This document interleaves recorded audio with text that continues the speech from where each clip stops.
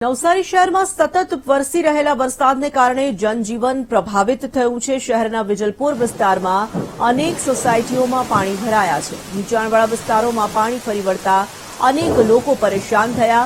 નીચાણવાળા વિસ્તારમાં જળભરાવથી વાહનોને વ્યાપક નુકસાન થયું છે।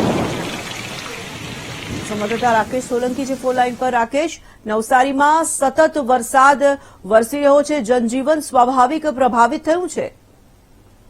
જી તોરણ છેલ્લા 8 કલાકમાં 24 કલાકમાં 8 ઇંચ જેટલો વરસાદ નવસારી જિલ્લામાં વરસ્યો છે, જેના કારણે અનેક માર્ગો બંધ થઈ ગયા છે। જિલ્લા પંચાયતના હસ્તકના 12 જેટલા માર્ગો બંધ કરી દેવામાં આવ્યા છે, તો કેટલીક જગ્યાએ વૃક્ષો ધરાશયી થઈ ગયા છે, જેને કારણે વાહન વ્યવહાર ખોરવાયો છે। સતત વળી રહેલા વરસાદને લઈને જનજીવન પ્રભાવિત થયું છે। કેટલાક વાહન ચાલકોની ગાડીઓ પાણીમાં બંધ થઈ જવાના કારણે ટ્રાફિક જામના દ્રશ્યો પણ સર્જાયા હતા। સતત વરસી રહેલા વરસાદને લઈને નવસારી જિલ્લો પાણીમય બન્યો છે। તોરલ રાકેશ, ધન્યવાદ જાણકારી માટે।